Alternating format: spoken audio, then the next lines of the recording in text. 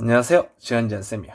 오늘은 2일 이상년도 세계사 기출분석 강의 1번부터 46번 문제 풀어보도록 하겠습니다. 본격적으로 시작하기 전에 좋아요, 구독, 댓글, 알람 설정까지 부탁드려요. 자, 본격적으로 시작하겠습니다. 근데 여러분들 저 궁금한 거 있어요. 여러분들이 보기에 내 표지랑 내 디자인이 어떤지 의견을 좀 많이 줬으면 좋겠어. 제가 내용은 너무 항상 자신이 있거든요. 근데 디자인은 항상 고민이 돼요. 디자인은 제가 배워본 적도 없고 잘 하지도 못하니까. 그래서 이렇게 그냥 다 내가 만든 건데 확실히 그 전문 디자이너 분들이 해준 거랑 다르겠죠? 그래서 학생분들은 어떤지가 제일 궁금하고, 특히 이런 파스텔 톤 남학생들이 싫어한다는데 제 교재 구매자분들이나 유튜브 구독자분들 보면 남학생이 많거든요. 그래서 이거 남학생들은 어떤지,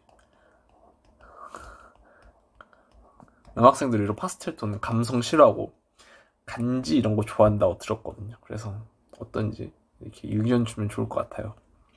감사합니다.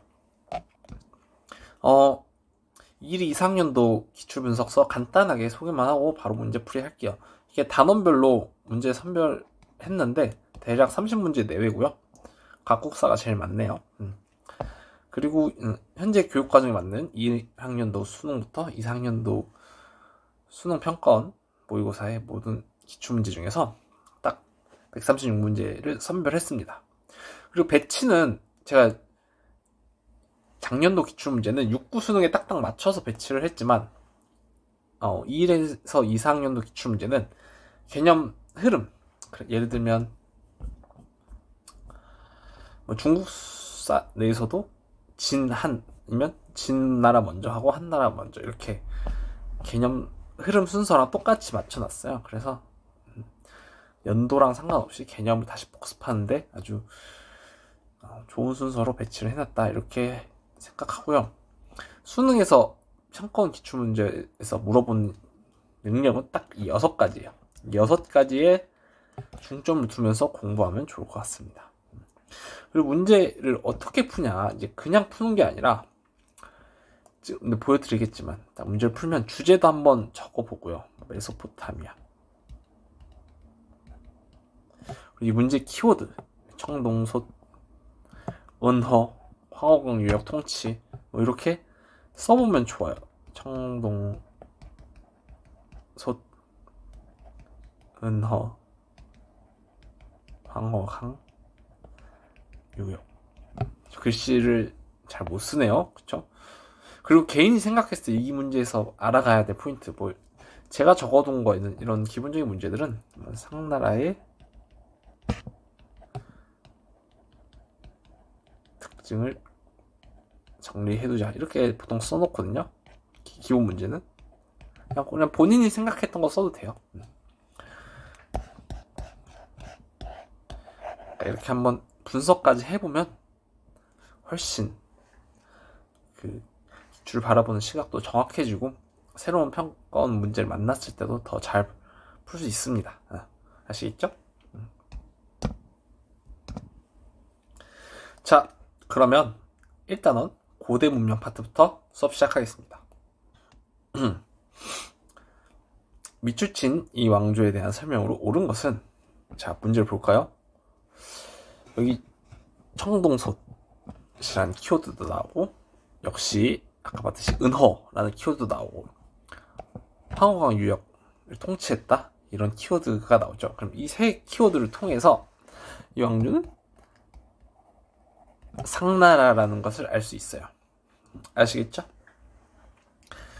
그래서 상나라에 대한 특징은 5번 점을 친 내용을 각고를 기록하였다.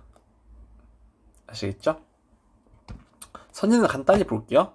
지구라트는 메소포타미아, 콜로세움은 로마, 사자에서는 이집트, 하라파와 모헤조다로는 인더스 문명, 이렇게 보겠습니다. 자, 2번 가 문명에 대한 설명으로 옳은 것은 점토를 구워 만든 벽돌이래요. 티그리스강과 유프라테스강 사이에서 발달했대 이 가 문명이. 자, 여러분 사실 근데 1번은 항상 일본어로 나오는 문제들은 쉽잖아요. 그러니까 이렇게 바로 보고 풀어도 돼요. 저는 이게 키워드를 다 알려주고자. 그리고 스메르와 아카드 이런 키워드도 등장하네요. 그리고 쐐기 문자까지 이런 키워드까지 알아두면 좋을 것 같습니다. 가는 메소포타미아 문명이에요.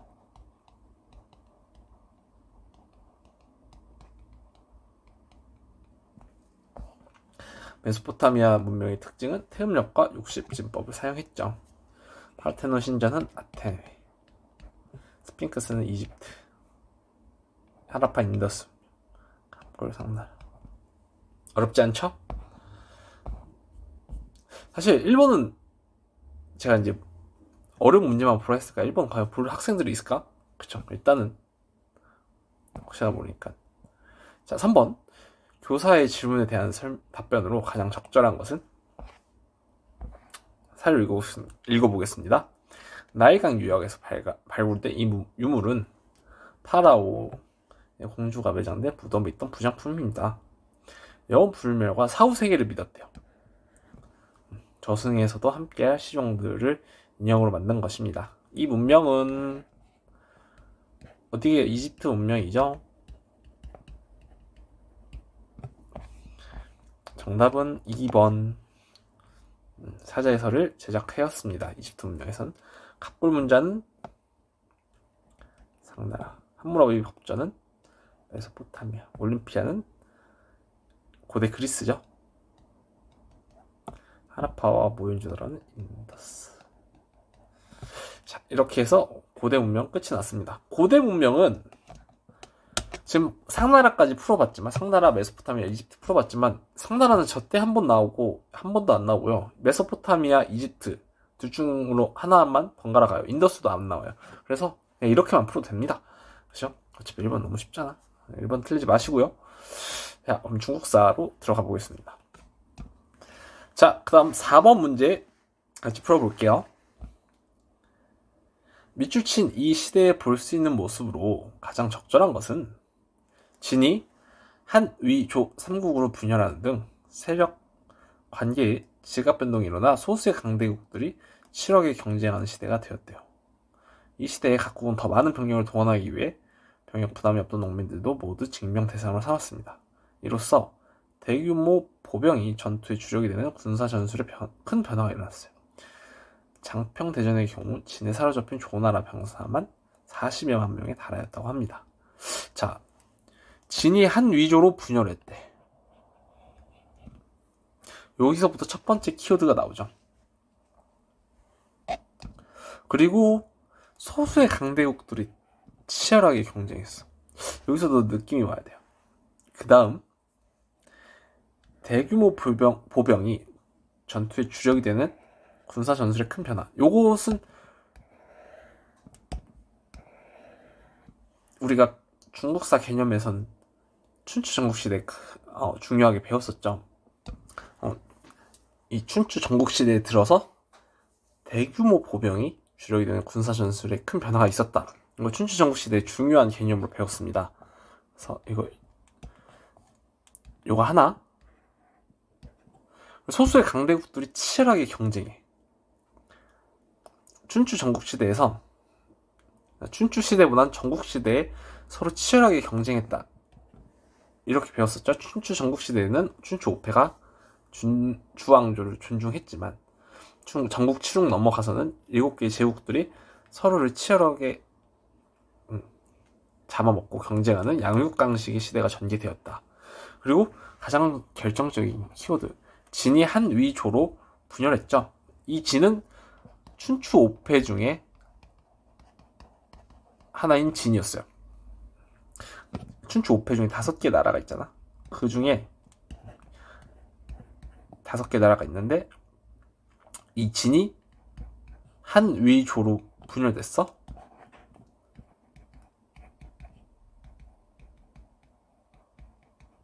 자, 그러면 하나, 둘, 셋, 넷, 다섯, 여섯, 일곱. 총 7개의 나라죠. 그러면 이렇게 되면 7개의 나라가 등장해요. 그래서 이 3개의 키워드를 종합해 보니 이 시대는 전국시대예요. 언제? 중국의 전국시대.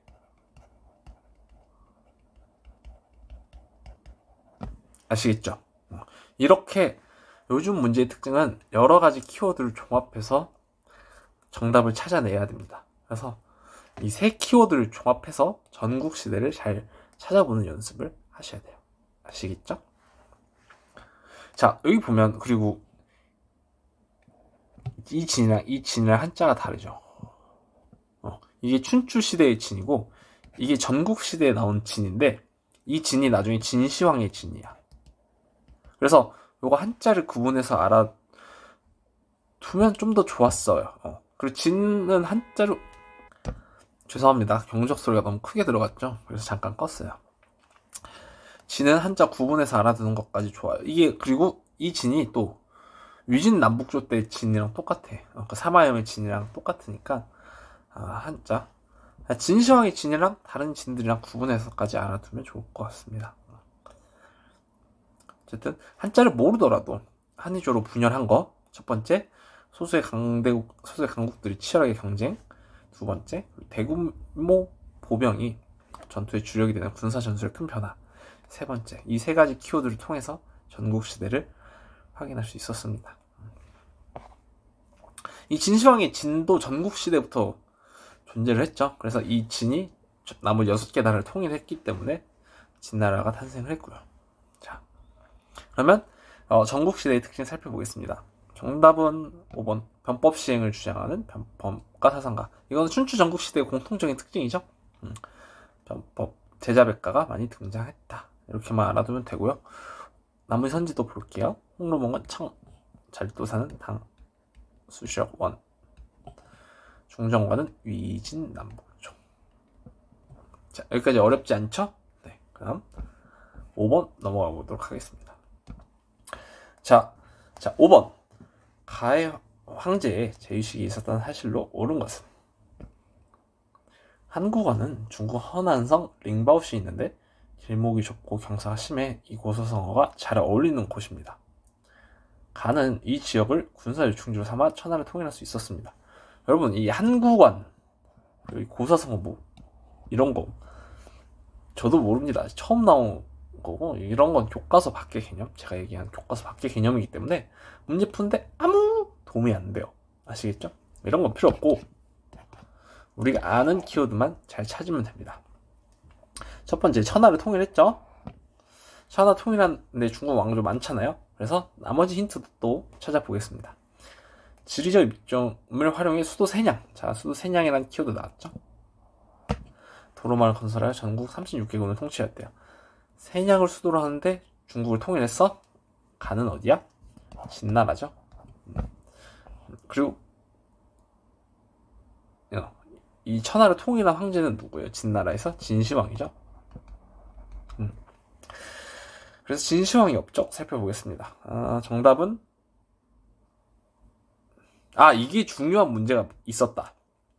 이 문제에서 가장 핵심은 이 두 개가 겹쳤기 때문이에요. 이게 봐봐, 이것도 진나라야. 이것도 진나라. 이거 굉장히 애들이 많이 틀렸어요. 왜 틀렸냐면, 자, 일단 이거부터 할게요. 이거 한고조고, 이거 한나라고, 이것도 한무제죠.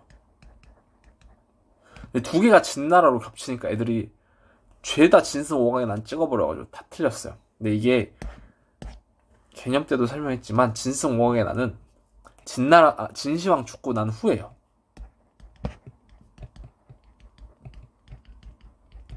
진시황이 흉노 세력을 만리장성 이북으로 몰아냈어. 진시황이 있을 때. 정답이 5번이고,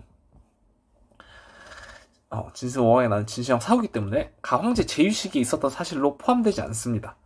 아시겠죠? 그래서 문제도 잘 읽고 개념을 정확하게 알았어야 됐어요. 중국사가 꼭 한 문제씩 이렇게 어렵게 나오고 심하게 자세하게 알아야 되는 문제들이 등장해요. 그러니까 잘 대비합시다. 아시겠죠? 진짜 많이 틀렸어요. 이게 그 해에 아마 그 시험의 오답률 1위였을걸. 중국사였는데. 그러니까 별거 아니라고 생각이 들잖아요, 지금은. 근데 학생들이 시험장에서는 이렇게까지 대비를 못한 거지. 그냥 진스 5왕이나 진나라 딱 찍어버리고 넘어가니까 많이 틀렸던 문제였습니다. 그러니까 여러분 이렇게 기출을 통해서 또 함정을 피하는 방법까지 대비할 수 있어요. 특히 요즘에는 대놓고 키워드 주는 건 오히려 함정이라고 봐야 되니까 이게 잘 대비합시다. 아시겠죠? 자, 그러면 6번. 자, 6번 풀어보겠습니다. 밑줄지은 이 책이 저술된 왕조의 문화에 대한 설명으로 옳은 것은? 이 책의 본래 이름은 태사공서래요. 그래서 천문, 기록 등을 담당하던 태사령이라는 저자의 관직명에서 비롯되었대요. 저자는 전설을 포함하여 당시까지의 역사를 본기세가 열전서표 5부분을 나눠 서술했대. 이러한 기술 방식은 훗날 기전체라고 불리며 정사서술의 모범이 되었대요. 저자는 부친의 유언을 받들어 저술 작업을 지속하던 중 투옥과 형벌의 고초를 겪으면서도 책을 완성했다는 점에서 그의 노력은 인간 승리의 사례로 평가받는다. 자, 우리가 중국사에서, 세계사에서 배우는 기전체 역사서는 딱 하나밖에 없어요. 그게 뭐예요? 사기예요, 사기. 사마천의 사기. 그래서 이건 기전체만 보고 사마천의 사기인지 알았어야 됩니다.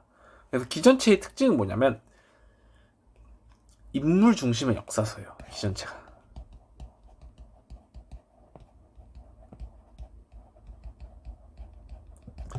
우리가 신기한데? 우리가 서점에 가면 역사책 중에 뭐 조선 인물 10, 베스트 10 이런 거 있나요? 이쪽 탑 10, 아니면 조선 폭정 탑 10, 이런 거 있잖아. 그런 인물 중심으로 서술된 역사서를 기전체라고 하는 거예요. 아시겠죠? 그럼 반대가 뭐야? 편년체죠, 편년체. 편년체는 시대순으로 쓴 역사서예요. 그래서 1년부터 그 나라 왕조 멸망할 때까지 연도별로 이렇게 쓴 책이에요. 대표적으로 편년체가 자치통감, 중국사, 우리 세계사에서는 자치통감, 청나라 때 자치통감이 편년체입니다. 그래서 이 기전체랑 편년체 역사서 특징까지 구분해서 알아둬야 되고요. 기전체는 사기, 편년체는 자치통감이 있었다. 이것까지 알아둬야 됩니다. 그래서 이 문제를 실었습니다. 그래서 그 인물을 본기세가 열전 서표 5부분으로 나누어서 서술했어요. 그게 기전체의 특징입니다. 아시겠죠? 사마천은 사기를 쓰는 인물이 사마천이죠. 그래서 사마천이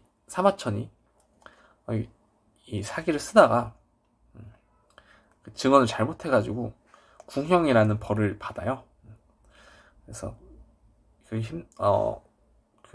좀 잔인한 형벌이거든요. 그렇게 잔인한 형벌까지 받음에도 사기를 완성했다고 해서 높이 평가받고 있습니다. 어쨌든 그럼 이 책은 사기이고, 사기는 한나라 때, 특히 전한 때의 역사서거든요. 그래서 한나라를 고르면 되겠습니다. 훈구학, 한나라, 수시력 원, 홍몽청, 성공예물명, 오경정이는 당나라. 정답은 1번입니다. 훈구학은 그 경전 해석을 중요시하는 주요 학문이죠. 이게 한나라 때 발달했어요. 아시겠죠? 그래서 사마천의 사기의 특징까지 알아두시면 좋을 것 같습니다. 이 문제는 그렇게 마무리하고요. 7번. 가 왕조에서 있었던 사실로 옳은 것은? 사효가 무경원의 우물에서 안원공이 황제가 되려라는 분명히 적혀있는 흰색 돌이 발견되었다고 상주하였대요. 안원공은 황후 왕씨의 아버지였대. 당시 태우는 이는 천하를 미혹하는 것이니 따를 수 없다 라고 반대하였지만 세상 왕순이 이렇게 된 이상 막으려 하는데 막을 수 없습니다 라고 하자 단념하였대요. 얼마 후 안원공은 황제의 즉위하여 새 왕조를 개창하였대. 자, 새 왕조를 개창하였어요. 어떤 왕조일까? 약간 의심이 들어야 됩니다. 그러나 오래지 않아 이 새 왕조는 호족의 반발로 붕괴되었대. 여러분, 딱 냄새가 나죠? 뒤이어 가이가 재건되어 러양을 도읍으로 장기간 이어졌대요. 이 새 왕조인데, 이 새 왕조는 오래되지 않아 호족의 반발로 붕괴되었대요. 세계사에 중국사에서 호족의 반발로 붕괴됐고 오래되지 않은 왕조는 신나라예요. 신나라가 한 15년밖에 안 돼요. 전한이랑 후한 사이에 그 신인 걸 알아야 돼. 그리고 그 신나라가 호족의 반발로 붕괴됐다. 교과서에 있는 개념이에요. 그래서 이 왕조는 신나라였고, 신나라 뒤에 등장한 나라는 뭐야? 후한이죠. 그래서 가는 후한입니다. 게다가 후한의 수도는 러양이에요. 전한의 수도는 어디예요? 장안이죠. 그러니까 전한, 후한 수도가 달라요. 이것까지 알았어야 돼요. 아시겠죠? 즉 후한은 신나라 뒤에 등장했다. 이게 첫 번째 키워드고요. 수도가 러양이었다. 이게 두 번째 키워드였습니다. 이걸 통해서 가가 후한인 것을 잡아냈어야 됐다. 아시겠죠? 그러면 후한의 특징 살펴보겠습니다. 확수경, 원, 오경정이 당, 기골에서 위진남북조, 체륜이 제주수 개량한 거 후한, 청명사가도는 송나라. 그래서 정답은 4번입니다. 자, 이렇게까지 정리해주고요. 다음 넘어갈게요. 이제 위진남북조부터 다시 또 살펴보겠습니다. 8번. 다음 황제가 통치한 왕조에서 있었던 사실로 옳은 것은 황제는 러양으로 천도를 추진하면서 복식개혁을 단행하였대요. 자, 러양 천도, 여기서 냄새가 나죠? 선비적 복식을 금지하고 한족 복식을 착용하게 하였대요.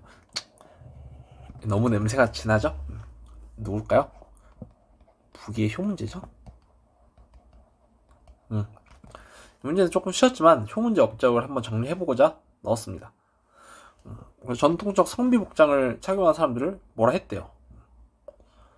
그리고 한족 복식, 그리고 자, 여기 밑에 나오네. 황실 성씨인 탁발씨도 한족 성씨인 원씨로 바꾸게 하였대. 적극적인 하나 정책을 펼쳤대요. 너무 대놓고 이제 나 효문제야 이렇게 등장하고 있죠. 그래서 효문제 업적 여기 나온 거 다 정리해 보면 좋을 것 같아요. 이번에 균전제 바로 나오네요. 효문제 때죠. 양세법은 당나라 말기, 시자백과는 춘추 전국시대, 장거리 서역에 파견된 거는 한무제 때, 진우왕의 나는 진시황 때가 아니라 진시황 사후에 진나라에서, 아시겠죠? 헷갈리면 안 됩니다. 아까 얘기했죠? 진시황 사후 써줘야겠다.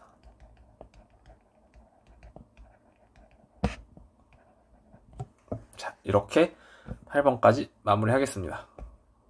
다음 9번. 밑줄친 왕조에서 볼 수 있는 모습으로 가장 적절한 것은 왕조가 무리하게 시도한 고구려 원정 등으로 각계각층의 불만이 누적되면서 곳곳에서 반란이 일어났대요. 당시 지방관이었던 방헌령은 반란의 기세가 거세어 왕조가 곧 무너지리라고 판단하였대. 이에 그는 관직을 버리고 각지 반란군 중에서 가장 대의가 분명하다고 여긴 이연의 군영에 투항하였대요. 방헌령은 이연의 아들 이세민과 의기 투합하였고 훗날 황제가 된 이세민의 신임을 받으며 재상으로 활약하였대요. 첫 번째 힌트, 고구려 원정이죠. 그리고 이것 때문에 일어난 반란으로 나라가 멸망했어. 어디야? 수나라에. 왕조가 무너지리라 판단했죠. 무너졌겠지. 근데 여러분, 이 이연이랑 이세민 이름 보고 당나라라고 찍으면 안 돼. 아시겠죠? 그러니까 지금은 수나라가 멸망하는 상황이고 당나라가 건국되기 직전의 상황이에요. 그러니까 이연이 이 수나라 멸망시키고 당나라를 건국하잖아요. 훗날. 근데 아직은 수나라인 것이. 이해가요? 그래서 뭐 이세민, 이연, 이연이 당 고조고 이세민이 당 태종이잖아요. 그래서 이것만 보고 당나라 찍으면 안 된다. 이거를 강조하고 싶었습니다. 그리고 수나라는 잘 출제되진 않는데 되게 간혹 출제되니까 수나라도 공부해보고자 이렇게 문제를 선별했어요. 즉 수나라의 특징, 고구려 원정으로 인한 반란으로 멸망했고 저 뒤에 당나라 황제들 이전의 상황이다. 그걸로 수나라인 걸 알 수 있다. 자, 이렇게 정리해보겠습니다. 자, 향용, 이거 태평천국 운동 때죠. 청나라 때. 황소의 난, 당나라. 대운난은 수나라. 정답 3번. 교초는 원나라. 고려망국정도 명나라. 이렇게 해서 9번까지 마무리하겠습니다. 자, 10번. 가왕조에 대한 설명으로 옳은 것은, 가의 황제는 동불고를 무너뜨리고 그 지배하였던 북방민족까지 복사한 것을 기념하여 천하의 사면령을 내렸대요. 곧이어 이민족 군장들이 이끌어여 가의 황제에게 천하의 칸을 뜻하는 탱그리 칸으로 등극하기를 청하였대요. 황제가 나는 중국의 천자인데 칸 일까지 맡아 되는가? 사실 좋은 거였죠. 좋은 뜻이었죠. 모두가 만세를 부르며 탱그리 칸으로 추대하였대요. 이 중국의 황제인데 동돌고를 무너뜨렸대. 당나라에서 당태종이에요. 그래서 가는 당나라. 이 동돌궐은 당태종이 무너뜨렸지만 서돌궐은 당고종이 멸망시켰어요. 그래서 요거까지 구분해서 알아두면 좋을 것 같아요. 당태종이나 당고종 각각 어떤 돌궐을 무너뜨렸는지까지 이렇게까지만 알아두면 좋을 것 같고, 그래서 당나라에 대한 특징을 물어보는 거니까 한번 찾아볼게요. 선지에서. 이거 원나라. 인도양의 정화염대 판결한 영락제죠. 네르친스크 조약은 청강이제. 탈라스 세력에서 전투를 벌인 건 당나라. 당나라에 대한 키워드를 묻는 것이기 때문에 정답은 4번입니다. 대월제와 동맹을 추구한 건 한무제. 이렇게 살펴보면 될 것 같아요. 다음 송나라, 요나라, 금나라, 서하, 원까지 살펴보겠습니다. 중국사에서는 이 파트가 그래도 제일 어렵죠. 특히 이 송과 북방민족과의 관계를 복잡하게 낼 수 있기 때문에 여기는 조금 더 신경 써서 살펴보겠습니다. 자, 4단원입니다. 중국사 송, 요금, 서하, 원 파트인데 이 파트가 중국사 중에서는 자주 어렵게 등장해요. 이 송나라랑 북방민족과의 관계가 어렵기 때문에 좀 꼼꼼하게 학습해 주는 것이 좋습니다. 저도 자세하게 한번 설명해 드려 볼게요. 실명부 보겠습니다. 가에서 다왕조에 대한 설명으로 옳은 것은, 자, 고려가 존재해요. 일단 고려가 존재하면 중국은 송나라부터 원나라 사이예요. 그걸 먼저 알아야 돼. 아시겠죠? 그 당시에 여기를 강남지방이라고 하죠. 이 창장강 부근 이남 쪽을 고려가 존재할 때 강남에만 나라가 있는 건 남송밖에 없습니다. 아시겠죠? 강남에만 있는 건 남송밖에 없다. 고려가 있을 때. 그리고 이 서쪽에만 있는 건 서하예요. 딱 서하 위치가 이거거든요. 이거 서하 지도를 알았어야 되고, 또 서쪽으로만 있는 건 서하밖에 없다. 이것까지 알아두면 좋습니다. 그러면 이 나라는 금나라예요. 금나라가 북송을 공격했기 때문에 그 북송이 이만으로 이주하면서 남송이 수립됐죠. 그래서 그 당시의 상황으로 보면 나는 금나라입니다. 왜 몽골이 안 되냐면, 몽골은 이쪽에서 이렇게 내려와서 서하를 먼저 공격하고 금나라를 공격해요. 그러니까 순서상 이 지도가 서하가 먼저 없어야 되지. 이렇게 어떻게 그림으로 표현할 수가 없는데,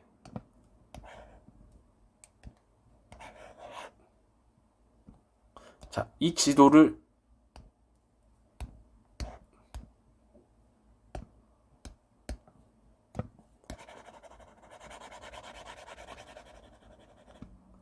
그러니까 역사적으로 존재할 수 있는 지도는 이 상태인 거예요. 아시겠어요? 몽골이 서하를 먼저 점령하고 금나라 존재하고 여기에 이제 몽골이 있는 거지. 이건 존재할 수 있지만 몽골이 금나라를 나중에 정복했기 때문에 여기에 몽골이 먼저 들어와 있는 지도는 있을 수가 없어요. 서하랑 몽골이랑 동시에 존재하는 지도는 있을 수가 없다. 이해가시죠? 그렇기 때문에 나는 금나라예요. 요거까지 확실하게 알아둬야 됩니다. 그래서 가는 서하, 나는 금나라, 다는 남송. 그러면 정답을 찾아볼게요. 팔기제는 청나라, 탕구도 쪽 서하, 먼저 위진남북 쪽. 가나 서하랑 금나라는 각각 고유 문자가 있었어요. 요나라까지, 거란까지 이 세 민족은 각각 고유 문자가 있었습니다. 전연의 맹약은 북송과 요나라가 체결했기 때문에 정답이 되지 않습니다. 자, 이 세 나라 동시에 위치한 지도 꼭 알아두고 몽골이 왜 안 되는 나가 몽골이 왜 안 되는지까지 확실하게 정리해두면 좋을 것 같습니다. 아시겠죠? 자, 몽골이 안 되는 이유는 설명했는데 이거를 또 왜 요 나라 안 되냐고 물어볼 수도 있어요. 요 나라는 남송 수립 이전에 멸망했습니다. 그래서 여기서는 이제 사라진 존재가 돼버렸어. 그래서 남송 수립 이전에 멸망했기 때문에 이 남송이 있는 시기에서는 요 나라를 볼 수가 없다. 아시겠죠? 요 나라랑 몽골이 안 되는 이유까지 확실하게 알아두면 좋을 것 같아요. 다음 12번. 미추친 개혁이 추진된 배경으로 가장 적절한 것은 미추친 개혁을 추진한 인물은 신종에 의해 재상으로 등용되어 청모법, 보거법 등 개혁을 주도하였어요. 신종에 의해 등용돼서 이런 개혁을 추진한 인물은 왕안석이고 왕안석이 주도한 개혁은 왕안석의 신법이죠. 신법의 배경은 거란과 서하의 군사적 압박으로 인해서 송나라가 세패를 계속 지출해서 송나라 재정이 악화됐기 때문입니다. 이거까지 확실하게 알아둬야 됩니다. 아시겠죠? 평소에 나는 당 왕망을 신을 공격한 건 뭐 전국 칠웅이 패권을 잡은 건 전국 칠웅 부위가 하북 지방을 차지했대요. 그 다음에 효문제가 하나 정책을 실시했겠죠? 정답 5번입니다. 13번 살펴보겠습니다. 가 세력에 대한 설명으로 옳은 것은 세력 묻는 문제 별로 없는데 생소하죠? 한번 보겠습니다. 나는 이제 군대를 보내 가르 장성박 북쪽으로 몰아내므로써 백성을 도탄에서 구하고 한족의 예의와 제도를 회복하고자 한다. 자, 이것도 우리가 교과서에서 배운 개념이에요. 가르 장성박 북쪽, 만리장성 북쪽으로 몰아내고 한족의 예의와 제도를 회복하고자 한대요. 이거 딱 보고 느낌이 와야 돼요. 이 가세력을 만리장성 이북으로 보내고 한족 국가를, 한족의 예의와 제도를 회복하고자 한다. 이 한족이 명나라고 가가 몽골이 있는 게 느낌이 와야 돼요. 이 교과서에 있는 홍무제가 몽골 세력을 만리장성 이북으로 몰아냈죠. 그리고 명나라에서 한족의 예의와 제도를 회복하려고 했어요. 중량. 우리 중국의 백성은 하늘이 반드시 중국 사람에게 명하여 평안하게 만들 것이니 어찌 오랑캐가 다스릴 수 있겠는가. 이 가를 오랑캐라고 비판하는 거예요. 비록 가와 생목이는 중화의 족속이 아니래. 중화. 한족의 족속이 아니지만 함께 태어났으니 이해를 하고 신민이 되기를 원한다면 중국의 백성과 마찬가지로 돌봐주고 먹고 살게 해줄 거래. 생목이는 몽골 내에서 지배층이었죠. 그러니까 원나라 신문제를 봤을 때 몽골 세력이 몽골인들이 맨 위에 있고 그 밑에가 생목인, 그 밑에 한인, 그 밑에가 남인, 이렇게 해서 몽골 제일주의, 몽골 신문제가 있었죠. 그래서 이 생목인은 이슬람 애들이에요. 이슬람 애들. 이 몽골과 생목인은 원나라 때 지배층이었어. 근데 중화의 족속이 아니죠. 한족이 아니야. 근데 얘네들 신민이 되기, 그러니까 명나라에서 잘 살고 싶기를 원하면 잘 살게 해주겠다. 이렇게 홍무제가 얘기하는 거죠. 그래서 가는 그럼 누구예요? 몽골 애들이에요.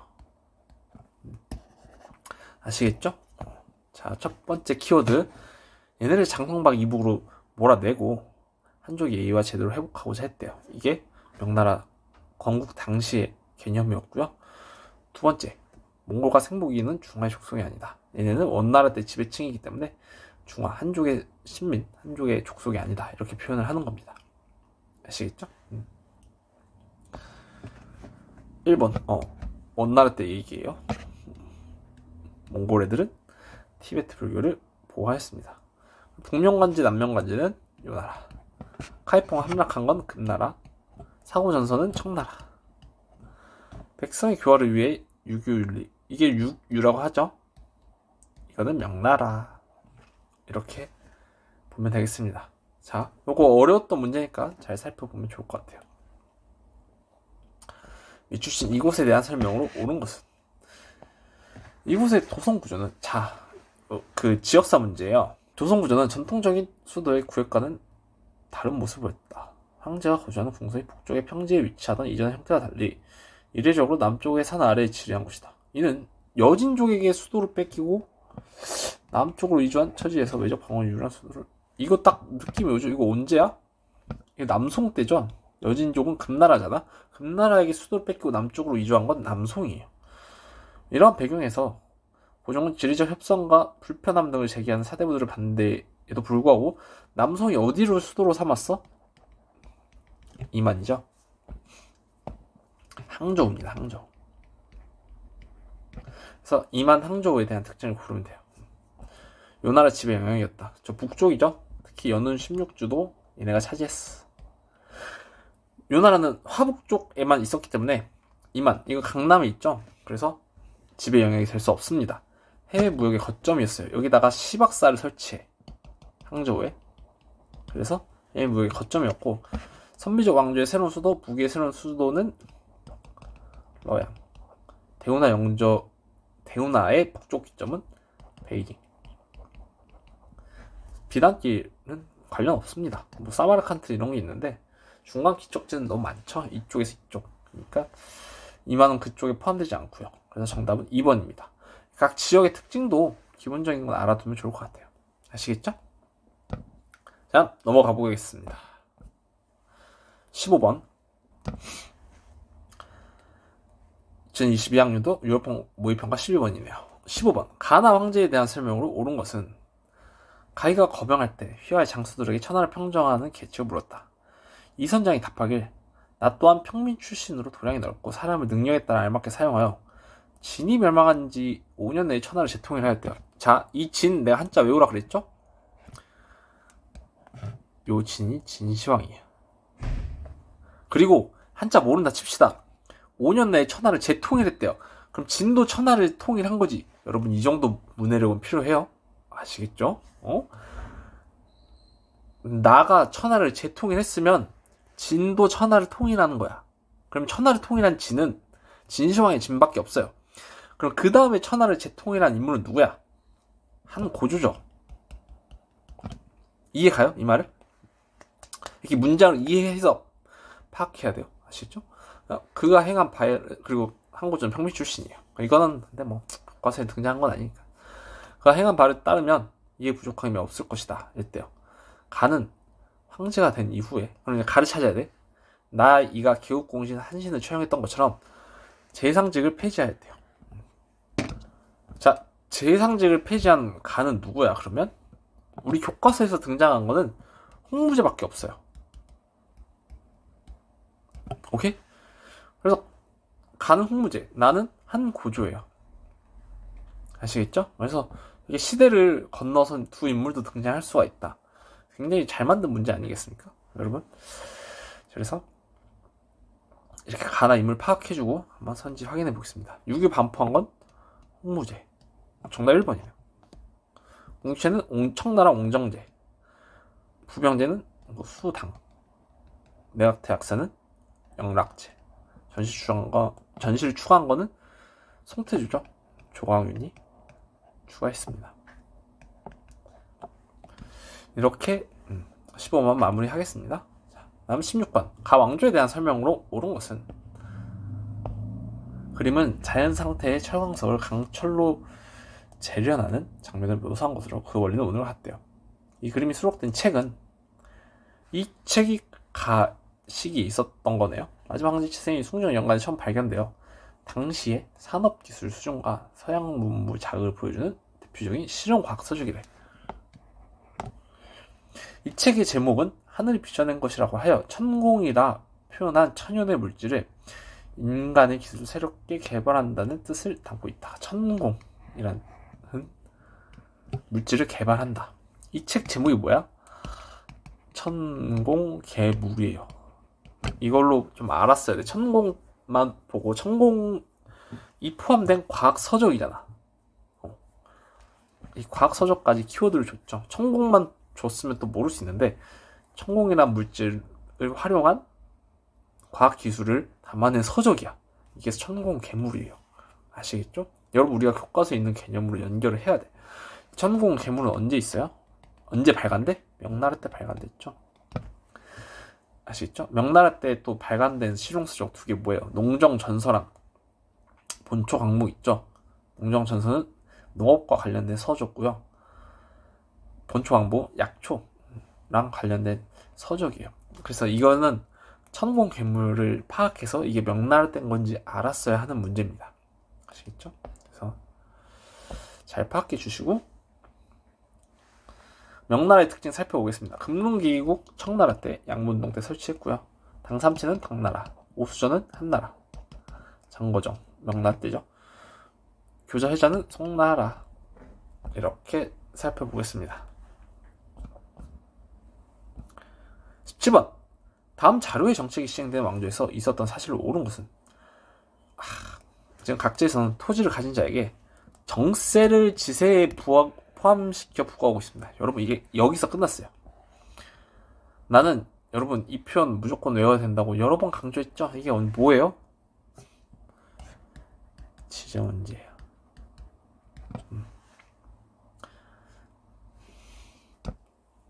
청나라 때 지정은제입니다. 그래서 지정은제는 지세만 납부하는 거야. 토지세만. 아시겠죠? 이 정세를 지세에 포함시켜서 은으로 부과했다. 이 표현 너무 중요하니까 꼭 알아주세요. 1조 편법이랑 또 구분해서 당연히 알아둬야겠죠? 자, 이거는 그러면 청나라 때 실시됐으니까 정답 1번이 팔기제 실시한 거. 안사의 나는 당나라 때, 곽수경은 원나라 때, 농번석굴사원 부기 때, 왕한석은 송문 때. 이렇게 보겠습니다. 지정은제 표현 꼭 정리해 주세요. 18번 우리 왕조에 대한 설명으로 옳은 것은 보겠습니다. 짐은 새로운 수도에 자리 잡은 후 백성에게 유익한 일을 우선적으로 처리하였대요. 시간을 계산하고 절기를 분별하는 체계를 세우는 일에 전력을 기울였대. 아담 샤릭 교정한 달력을 살펴보았는데 일식월과 식을 비롯한 모든 천문현상이 그의 계산이 정확히 들어맞았대요. 하늘이 우리 왕조의 번영을 아담 샤릭 나오면 청나라죠. 그에게 역법을 개정하여 시연령을 만들고 황실 천문대의 전문기획을 제작하는 일을 맡겼대요. 그리고 수도에 설립된 성당에서 카톨릭 전례에 따라 예배를 올렸대. 이거는 이제 아담샬과 시연령만 보고 청나라인지 알았는데 알 것 같은데 아담샬의 특징을 좀 더 살펴보고자 이 문시를 넣었어요. 아담샬은 카톨릭 예수의 선교사예요. 그리고 천문대에서 천문기기 제작도 하고 청나라에서 시연령을 만들었죠. 그래서 아담샬의 특징까지 알아두자 이렇게 이야기하고 싶습니다. 우리 왕조는 청나라고요. 남성 멸망시킨 건 원, 주원장은 명나라 건국했고요. 국부 중정제는 위진남북조, 티베트 등 건부를 간접 지배한 건 청나라죠. 양세법은 당나라. 이렇게 마무리하겠습니다. 자, 19번 교사의 질문에 대한 학생의 답변으로 가장 적절한 것은 이 지역은 중국과 러시아가 6가지 항목의 조약을 체결하고 그 결과 고르비차 강과 스타노보이 산맥 등을 경계로 한 국경이 확정되었습니다. 자, 중국과 러시아가 국경선을 확정했어요. 우리가 배우는 건 네르친스크 조약이죠. 그거 보고, 그러니까 이걸 보고 네르친스크 조약이 딱 떠올라야 돼. 이건 누구랑 누구랑 체결한 거야? 강희제랑 표트르 제제, 러시아의 표트르 대제가 체결했어요. 그러면 지금은 중국 황제를 물어보고 있으니까 러시아와 이 조약을 체결한 황제는 강희제죠. 강희제에 대한 업적을 찾아보면 됩니다. 제4황제 폐지는 홍무제, 홍건적의 난을 평정한 건 원나라 때죠. 베이징 공격 점령한 건 청나라에서 순치제가 있어요. 팔기제를 바탕으로 여진제를 통합한 건 누르하치입니다. 강희제는 타이완 정치 세력 집단을 제압하였죠. 그래서 정답은 5번입니다. 자, 그래서 네르친스크 조약 관련된 내용까지 알아두면 좋을 것 같아요. 정답이래. 다음 20번. 미추친 이 황제가 통치한 왕조에 대한 설명으로 옳은 것은 그림은 티베트 불교풍의 문수보살로 형성화된 이 황제의 모습을 묘사하고 있대요. 그는 티베트 신장 등을 아우르는 광대한 영역의 다민족 제국을 통치했대. 티베트와 신장 등을 아우르는 대제국을 건설한 건 한 사람밖에 없어요. 느낌이 오나요? 그리고 그 밖에 그는 한족 지식인을 회유하기 위해 사고 전설을 편찬하였고 맥카트니 사절단의 무역확대 요구도 거절했대. 걸륭제죠. 그래서 이거는 걸륭제 업적 딱 정리해보면 좋을 것 같습니다. 세 가지로.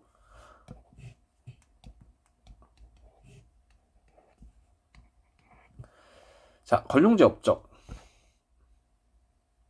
이게 세 가지고, 이 문제는 이 걸륭제가 통치한 왕조 청나라에 대한 특징을 묻는 거예요. 그래서 정답은 5번 만안병제입니다. 부분청제는 위신남북조. 장안은 한수당 이렇게 있을 것 같고요. 파스파 문자는 원나라. 정화의 함대는 명나라. 만안병제 청나라. 이렇게 풀 수 있겠습니다.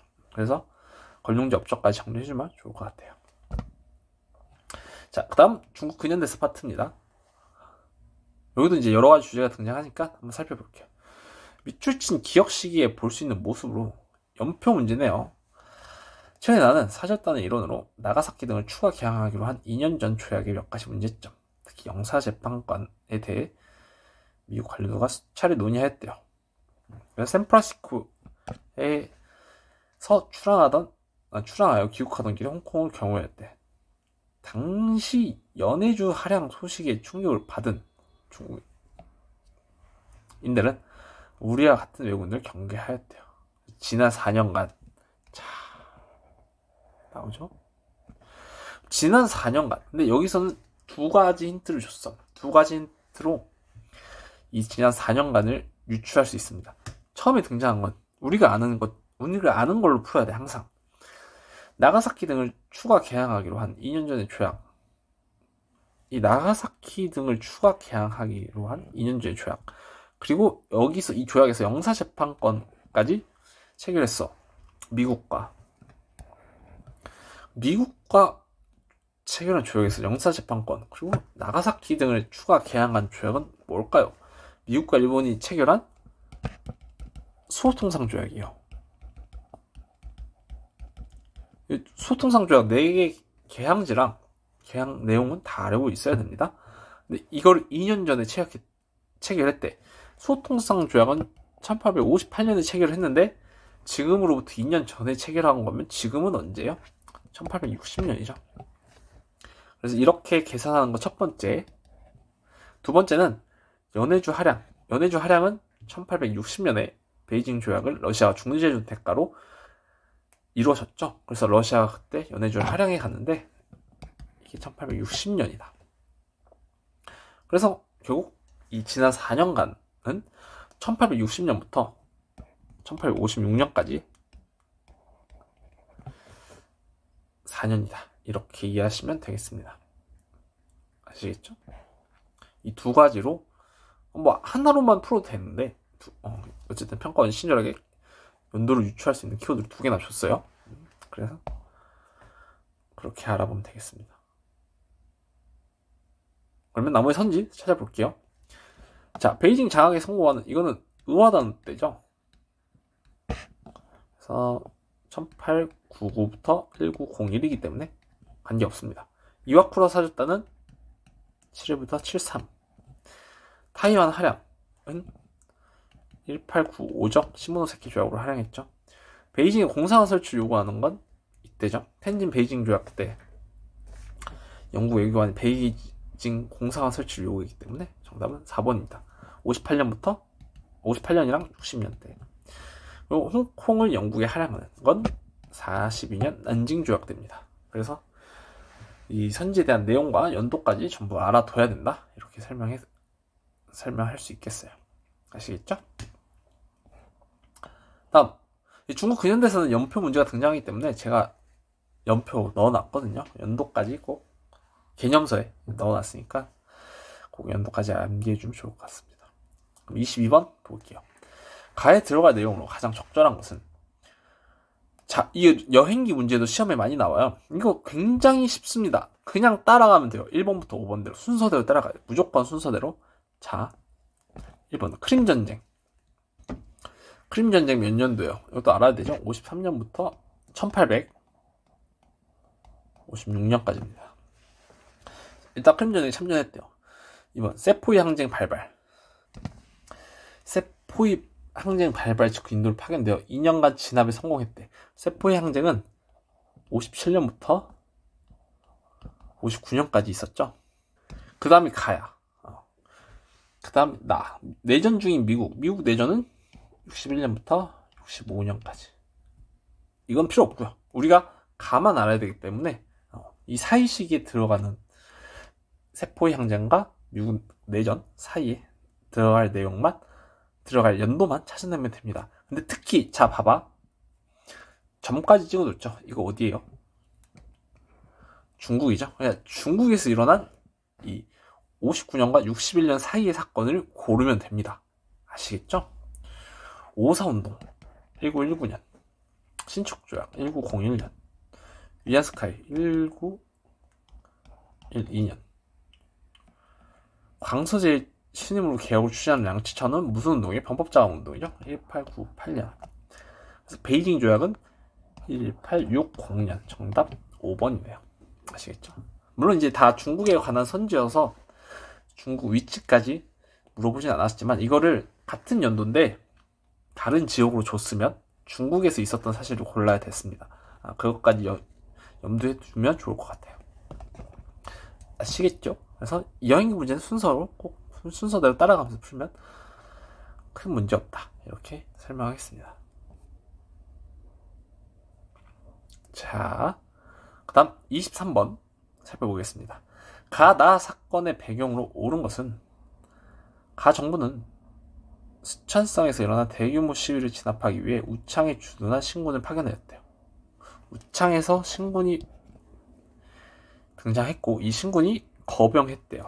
그래서 총독 안문을 점령하였죠. 한양 깡코동의 신군과 협력하여 우한 삼진을 장악하는데 성공했대. 이건 우창 봉기면 우창 봉기에서 예진 신의 혁명으로 봐도 됩니다. 그래서 신의 혁명 1912년이고요. 나는 사스마본과 조슈번이 동맹을 체결하고 막부에 반기를 들었대. 이거 느낌 오죠? 그래서 막부는 천황에게 통치권을 반납했대. 천황의 왕정복고 대우령까지 발표했대요. 메이지 유신이죠. 1868년. 키워드는 그냥 여러분들이 교과 개념으로 쉽게 풀 수 있게 줬어요. 각각 사건의 배경을 살펴보겠습니다. 국공합작이 와해됐대. 가와 아무런 상관이 없죠. 한참 뒤죠. 와해된 건 27년입니다. 1927년. 위안스카이가 황제체제 부활을 시도했대요. 이 신해혁명 이후에 황제체제 부활을 시도했기 때문에 배경으로 옳지 않습니다. 폐번치원 조치가 단행된 건 메이지 유신 이후 메이지 정부에서 진행했고요. 메이지 유신의 배경은 미국과 불평등 조약 체결 때문에 일본 경제가 안 좋아지는 게 큰 원인이었죠. 정답 4번. 자유민권 운동도 메이지 유신 이후 1970년대에 진행됐습니다. 그래서 정답은 4번입니다. 그래서 각각 사건의 배경까지 알아두면 좋을 것 같아요. 자, 도시.